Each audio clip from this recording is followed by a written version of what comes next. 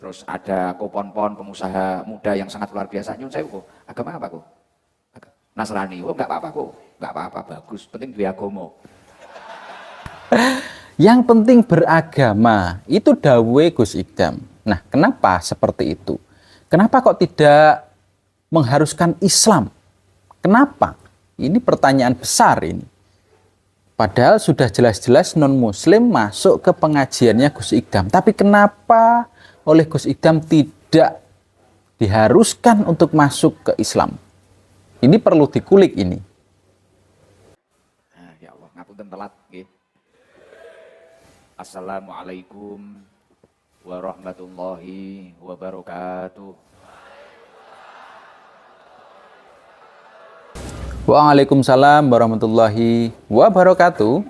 Dan kita ketemu lagi di rutinannya Sabilu Taubah, rutinan malam Selasa Sabilu Taubah. Nah, di sini kita kedatangan banyak tamu.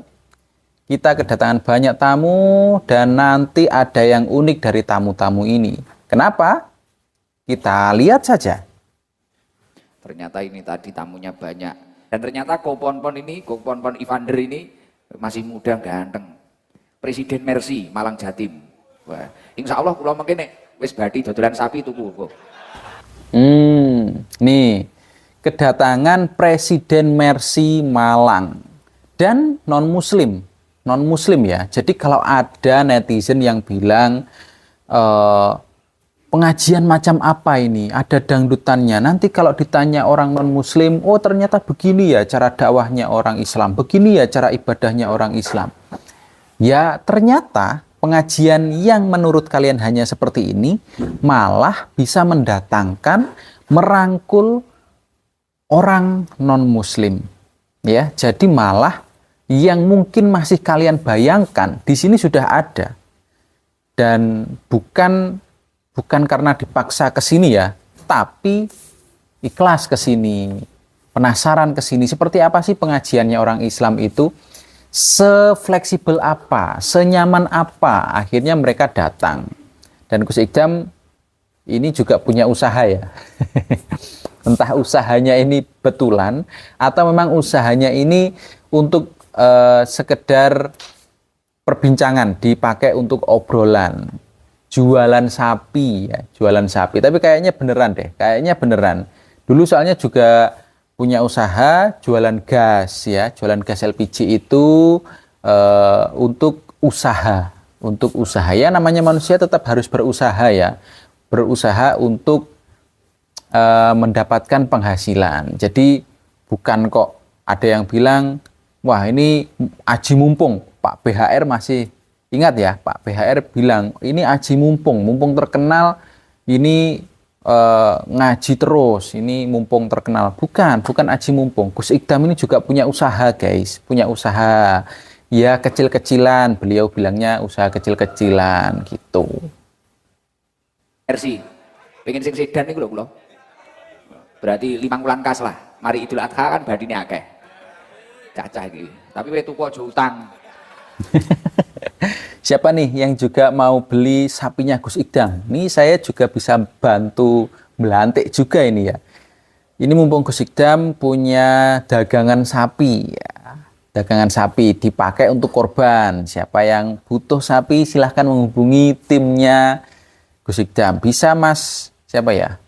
Mas Kentus. Mungkin bisa Mas Kentus. Wis nyatono golekne bathi aku ngono lho. Weh, juragan Mercy iki. Malang Jatim ya? Oh luar biasa aku, alhamdulillah. Wis engko gek wetung mawon kok. Wah. Pak Mercy yang rodok pantes. Pamer gusi. Pinter nek wetung. Nih, ini bahasanya Gus Idam, stylenya Gus Idam. Seakan-akan beliau ini juga pengen memiliki mobil mewah ya. Dia ngobrolnya dengan orang yang kebetulan presidennya Mercy. Nah, ini apa? Ini kalau menurut pandangan saya, ini adalah cara beliau untuk merangkul mereka, untuk mendekati mereka. Bukan karena mersinya, tapi karena kalau perkataan Gus Idam bisa diterima, mungkin nasihat-nasihat beliau juga bisa diterima. Orang itu kalau bisa ngobrol, kita bisa menyalurkan mungkin sedikit nasihat. Nah, nanti ujung-ujungnya kalau memang cocok bisa login, bisa. Usaha muda yang sangat luar biasa. Nyun sewu, agama apa kok? Nasrani. Oh, enggak apa-apa kok. Enggak apa-apa, bagus. Penting duwe agama.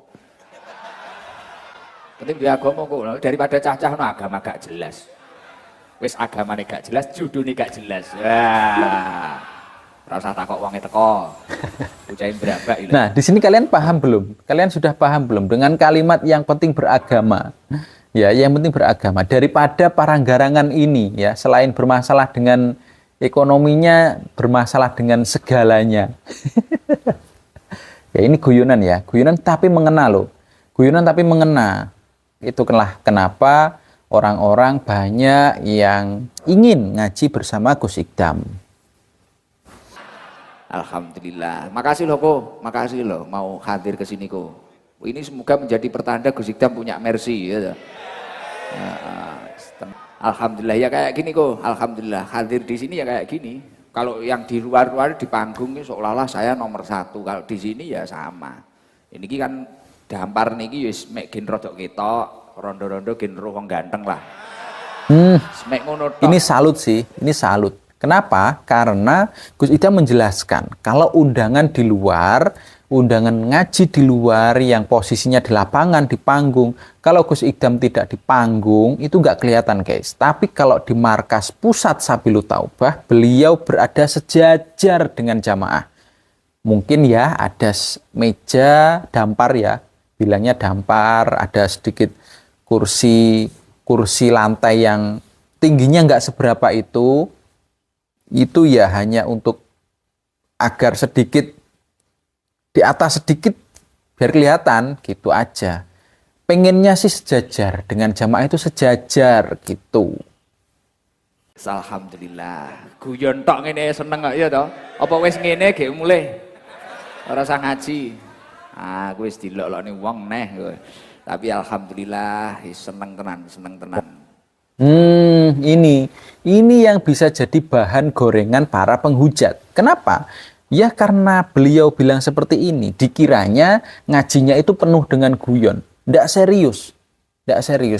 Di pikirannya penghujat. Padahal stylenya Gus Ikdam yang seperti ini justru malah inilah yang mengundang para jamaah. Orang yang nggak pernah ngaji misalkan, orang yang jarang ngaji, orang yang bosan ngaji, akhirnya datang. Kenapa? Ya karena stylenya ini mudah diterima, guys. Di sini itu memang lengkap mulai kalangan biasa, kalangan elit. Bahkan ini tadi saya dikabari teman, ini Lora Abdullah, cucunya Syekhona Khalil. Ini katanya di Sorsengon ini, tapi nggak masalah, kita nggak berani maksa.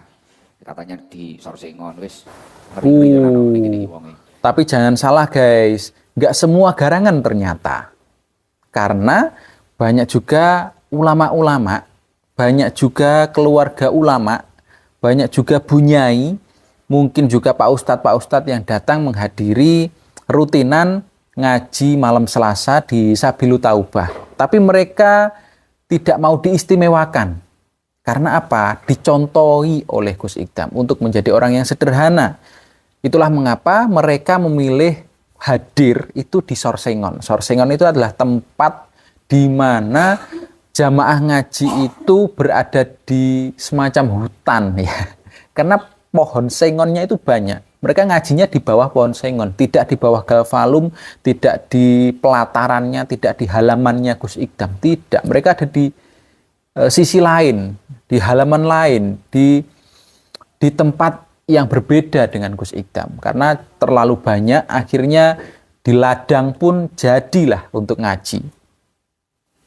Mulai wong ahli maksiat, ahli hibah, Islam KTP, Islam tenanan, mulai juragan-juragan, mulai wong-wong sukses, Pak Haji Beki, Mas Yani, Pak Ali Paping, pon-pon, semuanya lengkap di sini, Masya Allah. Semoga perkumpulan ini benar-benar membawa berkah. Amin.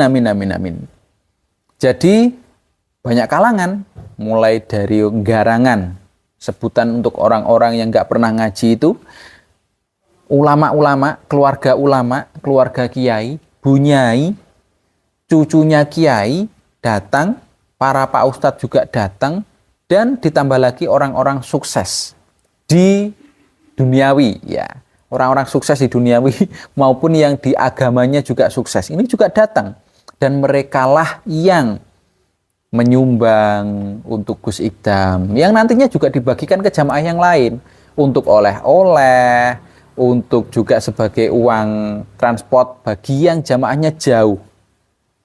Yang patut kita syukuri lagi, selain malam hari ini tuh suasananya enak, nyaman, walaupun mungkin ada perjuangan kecapean panjenengan, ada perjuangan perjalanan panjenengan untuk mencapai tempat ini, alhamdulillah perkumpulan kita itu bertepatan pada bulan yang dimuliakan oleh Allah Subhanahu wa taala.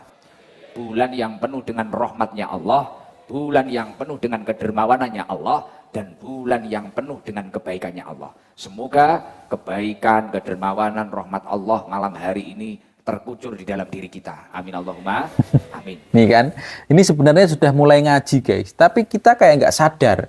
Loh, ngajinya kok nggak buka kitab, nggak baca ayat-ayat Al-Quran seperti itu.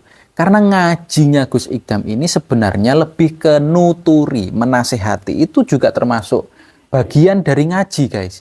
Karena ngaji itu adalah ketika Gusnya, ustadznya menasihati seseorang menjadi lebih baik, itu juga menjadi salah satu bagian dari intinya ngaji.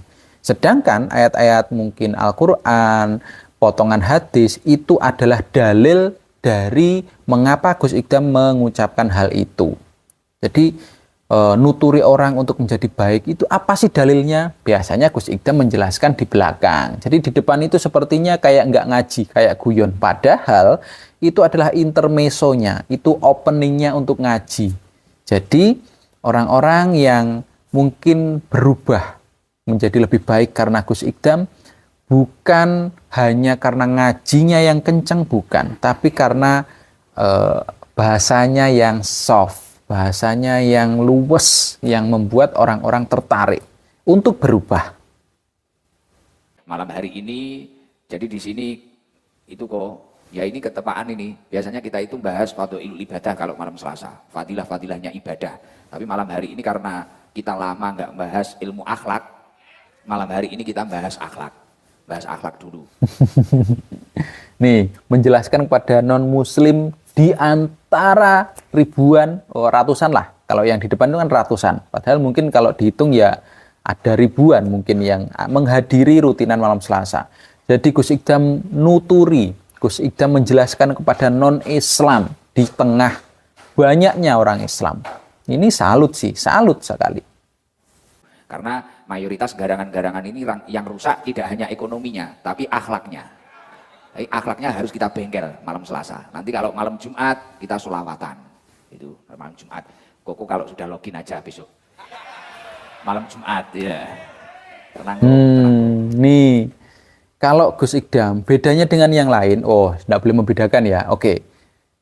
Kalau gayanya Gus Idam ini merangkul dengan kalimat yang santuy, dengan kalimat yang tepat sasaran, ya tepat sasaran. Karena semacam sindiran kecil terkadang malah membuat lawan bicara kita ini paham, ternyata ini adalah kalimat kasih sayang kepada saya. Seperti itu, sindiran tapi malah menjadi magnet.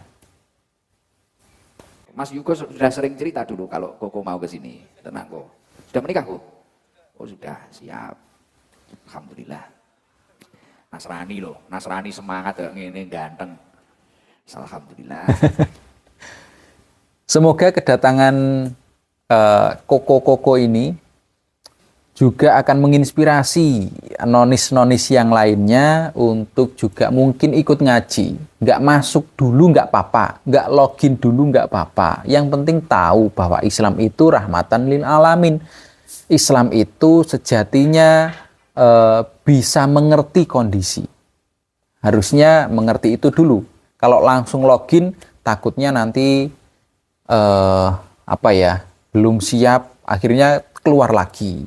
Daripada keluar masuk kan mending memahami dulu, tertarik, cocok, login. Gitu.